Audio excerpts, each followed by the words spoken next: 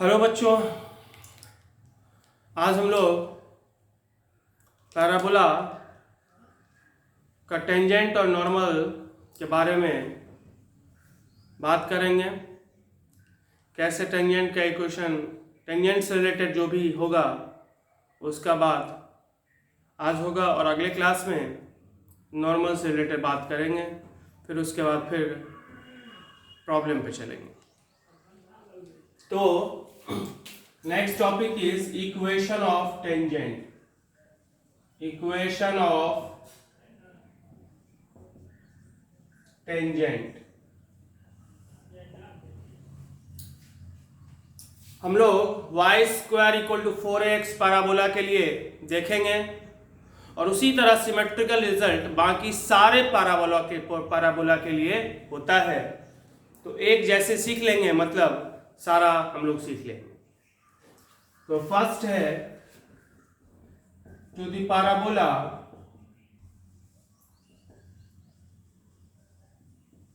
y square is equal to 4x और उसमें पहला है पॉइंट फॉर्म। पॉइंट फॉर्म कहने का क्या मतलब? तो ये एक पैराबोला है y square is equal to 4x और इस पैराबोला के x1 y1 पॉइंट पर, किसी पर्टिकुलर पॉइंट पर, इसीलिए इसका नाम है पॉइंट फॉर्म, पर ये टेंजेंट लाइन है। उस टेंजेंट लाइन का हमें इक्वेशन लिखना है। तो हम लोग पहले ही पढ़े हुए हैं सेकेंड डिग्री कर्व के x1 y1 पॉइंट पर ax square plus 2hxy plus by square plus 2gx plus 2fy plus c equal to 0 कोई सेकेंड डिग्री का कर्व है और सेकेंड डिग्री कर्व के x1 y1 पॉइंट पर टेंजेंट लाइन का अगर हमें इक्वेशन लिखना है तो उसके लिए क्या करते हैं हम लोग? एक्स स्क्वायर को रिप्लेस करते हैं x1 से, y स्क्वायर को रिप्लेस करते हैं y1 से, x को रिप्लेस करते हैं x प्लस x1/2 से, y को रिप्लेस करते हैं y प्लस y1/2 से, xy को रिप्लेस करते हैं xy1 प्लस yx1/2 से और कांस्टेंट अनचेंज रहता है। कांस्टेंट अनचेंज रहता है। तो सेम चीज यहां पर है, सेकेंड डिग्री का कर्व है और सेकेंड डिग्री कर्व के x1 y1 पॉइंट पर टेंजेंट का इक्वेशन लिखना है। तो क्या होगा? y स्क्वायर को रिप्लेस करेंगे y1 से इज इक्वल टू 4a इंटू x को रिप्लेस किया था x प्लस x1/2 से, 2 से 2 कैंसिल, तो इक्वेशन कितना आ गया? y1 is equal to 2a into x plus x1। ये पॉइंट फॉर्म है, मतलब जिस पॉइंट पर हम टेंजेंट का इक्वेशन निकालना चाहते हैं उसी के टर्म में टेंजेंट का इक्वेशन हमने निकाला। सेकेंड है पैरामेट्रिक फॉर्म। पैरामेट्रिक फॉर्म मतलब किस पॉइंट पर? एट 80 स्क्वायर और 280, यानी पैरामीटर के फॉर्म में टेंजेंट का इक्वेशन। तो y square equal to 4ax का पैरामेट्रिक कोऑर्डिनेट क्या होता है? 80 स्क्वायर और 280 होता है कि नहीं? तो t के, जहां पे t क्या है? पैरामीटर। तो t के टर्म्स में हमें टेंजेंट का इक्वेशन निकालना है। कैसे निकालेंगे? x1 y1 पॉइंट पर टेंजेंट का इक्वेशन हम जानते हैं, हमें निकालना है फिर इस पॉइंट पर। तो क्या करेंगे? x1 की जगह पर ये और y1 की जगह पर ये पुट कर देंगे। So equation of tangent at x1 y1 हमें पता है क्या? y1 is equal to 2a into कितना? x plus x1।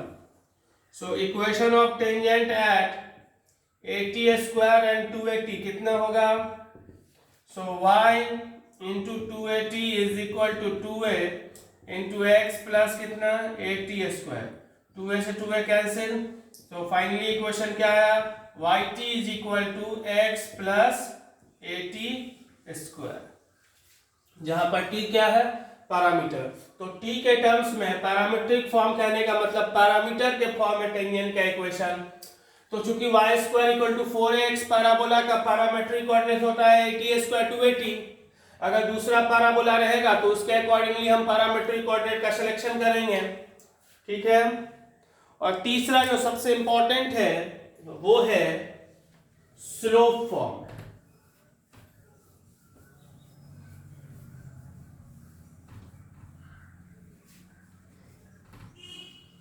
तीसरा है क्या, स्लोप फॉर्म। स्लोप फॉर्म मतलब स्लोप के टर्म्स में हमें टेंजेंट का इक्वेशन चाहिए। पॉइंट फॉर्म में पॉइंट के टर्म में हमें इक्वेशन निकाला, पैरामीट्रिक फॉर्म में हमने पैरामीट्रिक के फॉर्म में, पैरामीटर के फॉर्म में, टी के फॉर्म में हमने इक्वेशन निकाला। स्लोप फॉर्म में स्लोप के टर्म में हम इक्वेशन फाइंड करेंगे। सो ये एक पैराबोला है, y square is equal to कितना, 4x। इस पैराबोला के x1 y1 पॉइंट पर एक टेंजेंट लाइन हमने खींचा जिसका स्लोप कितना, इक्वेशन हम जानते हैं, x1 y1 पॉइंट पर टेंजेंट लाइन का इक्वेशन हम जानते हैं। अगर इस टेंजेंट लाइन का स्लोप m हो, m स्लोप वाले टेंजेंट लाइन, इस पैराबोला पर m स्लोप वाले टेंजेंट लाइन का इक्वेशन लिखना है। मतलब उस पैराबोला पर जिस टेंजेंट लाइन का स्लोप m है, उस टेंजेंट लाइन का क्या इक्वेशन होगा।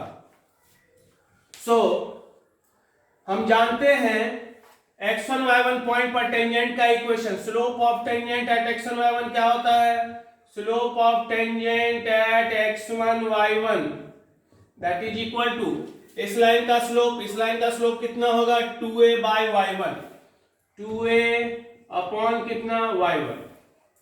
तो x1 y1 पॉइंट पर टेंजेंट लाइन का स्लोप 2a बाय y1 है। हम ये भी कह सकते हैं कि जिस टेंजेंट लाइन का स्लोप 2a बाय y1 है, वो टेंजेंट लाइन पैराबोला को कहां पे टच कर रहा है, x1 y1 पॉइंट पर। तो इतना जब स्लोप है तो पॉइंट ऑफ कांटेक्ट इतना है। अगर m स्लोप होगा तो पॉइंट ऑफ कांटेक्ट क्या होगा, x1 जब इतना स्लोप है, इतना स्लोप वाले टेंजेंट लाइन का पॉइंट ऑफ कांटेक्ट है x1 y1, तो जब m स्लोप होगा तो कितना होगा, तो इसके लिए हम इसको m मान लेते हैं। So let 2a by y1 is equal to कितना, m, और यहां से y1 बराबर कितना हो गया, 2a by m। y coordinate आ चुका।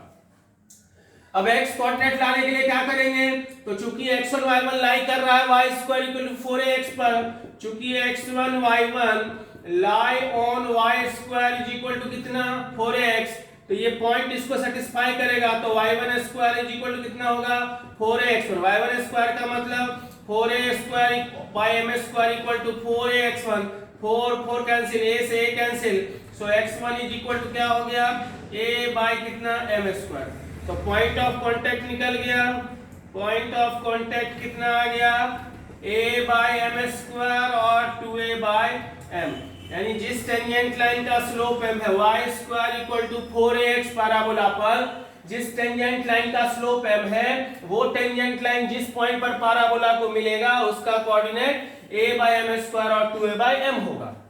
अब हमें ये पॉइंट मिल चुका है और इसका स्लोप भी पता है, तो इक्वेशन ऑफ टेंजेंट क्या होगा, इक्वेशन ऑफ टेंजेंट कितना होगा भाई, so y minus y1 is equal to m into x minus x1, ठीक है। So y minus 2a by m is equal to mx minus a by कितना, m, so y is equal to mx plus कितना, a by m।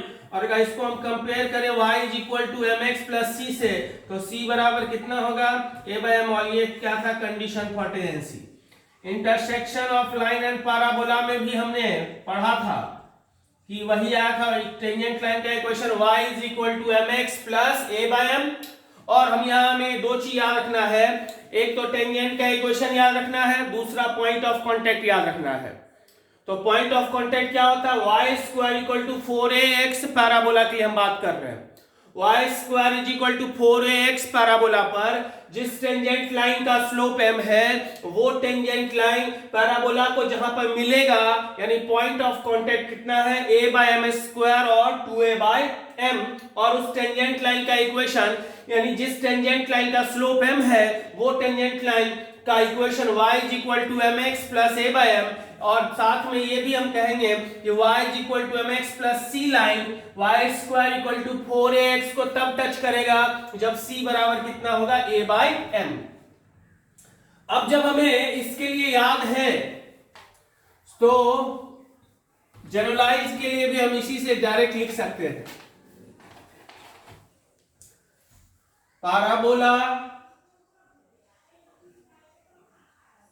point of contact and equation of tangent.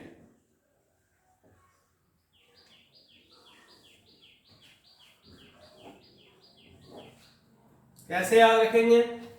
y square equal to 4ax का point of contact क्या है? a by m square और कितना 2a by m, और equation of tangent कितना है? y is equal to m x plus कितना a by M.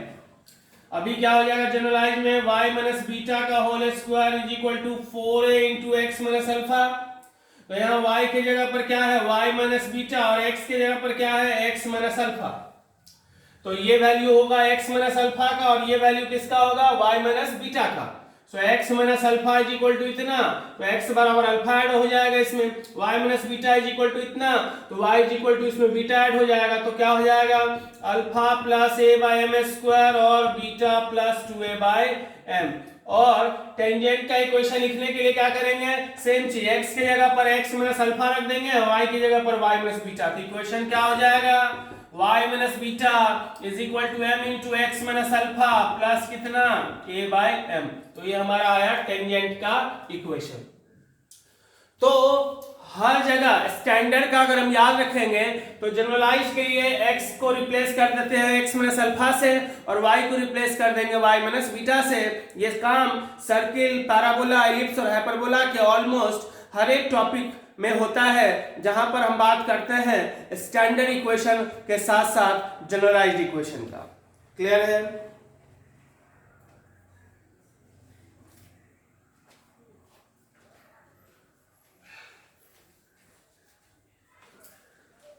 अब ये हमने याद किया, एक पैराबोला की हमने देखा। इसी तरह से सारे पैराबोला का हम याद रखेंगे क्या होता है पॉइंट ऑफ कांटेक्ट और क्या होता है condition for tangency.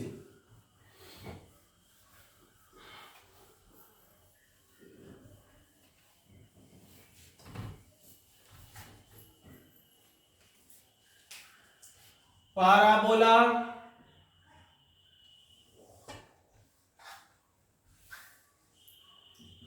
Point of contact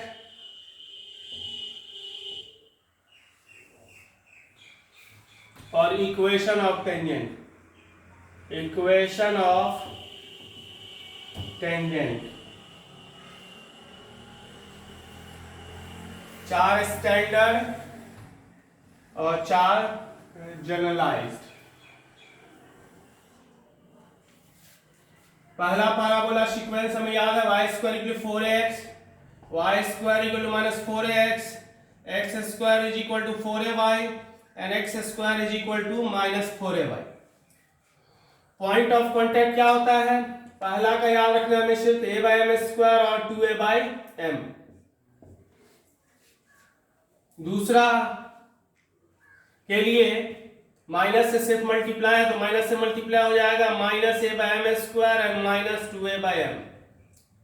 पहला सिर्फ याद रखना है, दूसरे के लिए पहला में माइनस से मल्टीप्लाई कर दिए। पहला और तीसरा में क्या रिलेशन है? x के जगह पर y और y के जगह पर x है, तो क्या होगा? x के जगह पर y है और y के जगह पर x है, तो ये इंटरचेंज हो जाना चाहिए था। इंटरचेंज हो गया 2a बाय एम और a बाय एम स्क्वायर होना चाहिए था, लेकिन थोड़ा सा चेंज, इंटरचेंज तो होगा लेकिन जो डिवाइड में है वो चला जाएगा मल्टीप्लाई में। तो ये इधर आएगा, इधर आएगा, m चला जाएगा मल्टीप्लाई में, तो क्या हो जाएगा 2am और कितना am स्क्वायर, और चौथा के लिए क्या हो जाएगा 2am माइनस 2am और माइनस am स्क्वायर, क्योंकि थर्ड में माइनस से मल्टीप्लाई हो गया। इक्वेशन ऑफ टेंजेंट क्या होता है? y is equal to m, point पता है, स्लोप भी m है, तो इक्वेशन लिख लेंगे पॉइंट स्लोप फॉर्म से, या फिर याद रखेंगे तो ज्यादा अच्छा है। y equal to mx plus a by m, y is equal to mx minus a by m, y is equal to mx minus am square and y is equal to mx plus am square. Condition for tangency c बराबर a by m, c बराबर minus a by m, c बराबर minus am square, c बराबर m square, दोनों minus वाला बीच में।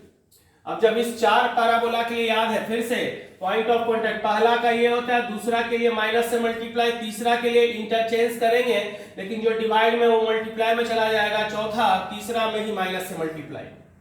अब generalised equation y minus beta का whole square equal to 4a into x minus alpha, y minus beta का whole square is equal to minus 4a into x minus alpha, x minus alpha का whole square is equal to 4a into y minus beta and x minus alpha का whole square is equal to minus 4a into y minus beta. तो इसके लिए क्या होगा, सिर्फ coordinate में x के जगह पर अल्फा ऐड हो जाएगा, y में बीटा ऐड हो जाएगा, तो क्या हो जाएगा alpha plus a by m square and beta plus 2a by m। इसके लिए स्टैंडर्ड याद रहना चाहिए, सिर्फ alpha minus a by m square and beta minus 2a by m, alpha plus 2am and beta plus am square, alpha minus 2am and beta minus am square. अब equation इसमें क्या करेंगे, तो x के जगह पर x माइनस अल्फा, y की जगह पर y माइनस बीटा, तो क्या होगा equation y minus beta is equal to m into x minus alpha plus कितना a by m, y minus beta is equal to m into x minus alpha minus a by m, y minus beta is equal to m into x minus alpha minus am square and y minus beta is equal to m into x minus alpha plus कितना am square. इस तरह से tangent के लिए point of contact और equation of tangent हम लोग याद रख सकते हैं।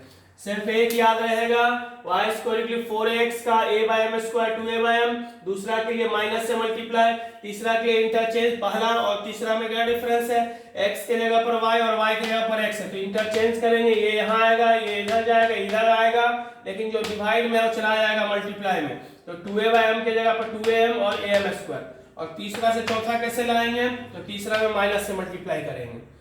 वैसे जनरलाइज के लिए क्या करना था, तो x के जगह पर x माइनस अल्फा और y की जगह पर y माइनस बीटा रख देना था। क्लियर है?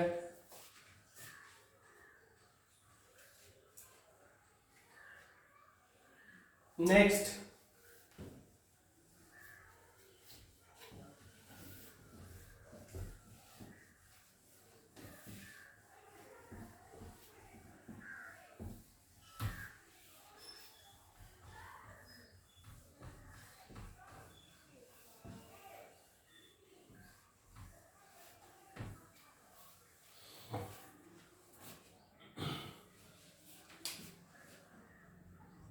point of intersection of tangent at any 2 point on parabola।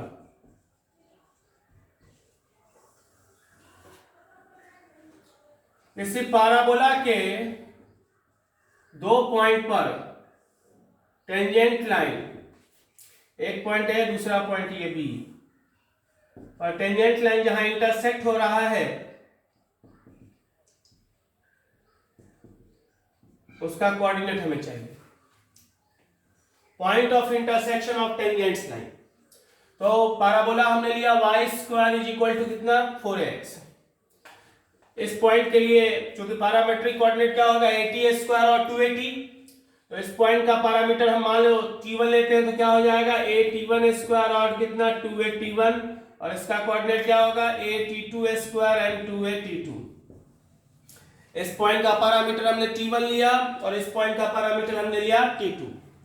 अब हम जानते हैं equation of tangent eight t point. t point मतलब पैरामेट्रिक फॉर्म में, मतलब एट 80 स्क्वायर 280, क्योंकि पैराबोला है y square equal to 4x, तो क्या होता है y प्लस tx बराबर 2a, sorry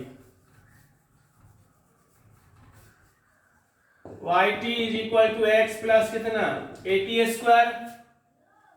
so eight t1 क्या होगा yt1 बराबर x प्लस कितना a_t1 square, and eight t2 क्या होगा yt2 बराबर x प्लस कितना a_t2 स्क्वायर। दोनों को अगर हम घटा दें तो ये कैंसिल हो गया, y into t1 minus t2 बराबर a into t1 square minus t2 square. So y into t1 minus t2 बराबर a into t1 plus t2 into t1 minus t2, ये और ये cancel, so y is equal to a into t1 plus t2, y निकल गया। अब x कैसे निकालेंगे, तो पुट कर देंगे, तो पहला में पुट कर देते थे y फ्रॉम फर्स्ट क्या होगा y मतलब a into t one plus t two into t one is equal to x plus a t one square. So a t one square plus a t one t two बराबर x plus a t one square, ये और ये cancel. So x is equal to क्या आ गया, a t one t two. तो इस तरह से क्या आ गया, पॉइंट पी का coordinate a t one t two and a into t one plus t two. तो ये चीज हमें याद रखने का जरूरत नहीं है। ये एक्स कोऑर्डिनेट इस दोनों पॉइंट एक्स कोऑर्डिनेट का जीएम है। सो पी पॉइंट आया क्या, पी पॉइंट का कोऑर्डिनेट कितना आया, a t one t two comma a into t one plus t two. तो ये जो एक्स कोऑर्डिनेट आया वो उस दो पॉइंट के एक्स कोऑर्डिनेट का जीएम है, GM of abscissa, और ये दोनों पॉइंट के वाई कोऑर्डिनेट का एम है, एम ऑफ ऑर्डिनेट्स। तो इस तरह से हमें याद रखने का जरूरत नहीं है, ये इक्वेशन फाइंड करने का जरूरत नहीं होगा। किसी दो पॉइंट पर अगर हमें टेंजेंट लाइन का पॉइंट ऑफ इंटरसेक्शन अगर चाहिए तो एक्स कोऑर्डिनेट क्या होगा, दोनों के एक्स कोऑर्डिनेट का ज्योमेट्रिक मीन और दोनों के वाई कोऑर्डिनेट का arithmetic mean. M of a and b कितना होता है, a plus b by two, and GM of a and b कितना होता है, root under a b. A और बी का अरिथमेटिक मीन होता है a plus b by to, और ए और बी का ज्योमेट्रिक मीन क्या होता है, रूट अंडर ए बी। तो इस तरह से हम लोग टेंजेंट के बारे में सीखे। टेंजेंट का इक्वेशन कैसे लिखा जाता है, पॉइंट फॉर्म में, पैरामेट्रिक फॉर्म में और स्लोप फॉर्म में। फिर आठों पैराबोला के बारे में हम लिख सकते हैं। पॉइंट ऑफ कांटेक्ट हमें याद रखना है, अगर हम याद रखते हैं चार, एक पैराबोला का एक के लिए क्या होता है a बाय एम स्क्वायर और 2a बाय एम, दूसरे में क्या होगा माइनस से मल्टीप्लाई, तीसरे के लिए क्या होता है इंटरचेंज होगा लेकिन जो डिवाइड में है वो मल्टीप्लाई में चला जाएगा, और चौथा कैसे लिखेंगे, थर्ड में माइनस से मल्टीप्लाई करके। और स्टैंडर्ड से जनरलाइज लिखने के लिए करना क्या है, x के जगह पर अल्फा ऐड करना है x कोऑर्डिनेट में, और y में क्या करना है, बीटा ऐड करना है। क्लियर है। और इस तरह से लास्ट में किसी पैराबोला के दो पॉइंट पर टेंजेंट लाइन कहां पर इंटरसेक्ट करेगा, वो पॉइंट कैसे निकालेंगे, तो उस दोनों इक्वेशन ऑफ टेंजेंट निकालने का जरूरत नहीं है। जिस तरह से हमने यहाँ किया है, डायरेक्ट उस दो पॉइंट का के x कोऑर्डिनेट का ज्योमेट्रिक मीन ले लेंगे तो x कोऑर्डिनेट आ जाएगा, और दोनों पॉइंट के y कोऑर्डिनेट का अरिथमेटिक मीन लेंगे तो इंटरसेक्शन पॉइंट का y कोऑर्डिनेट आ जाएगा। क्लियर है। अगले क्लास में हम लोग नॉर्मल के बारे में देखेंगे। धन्यवाद।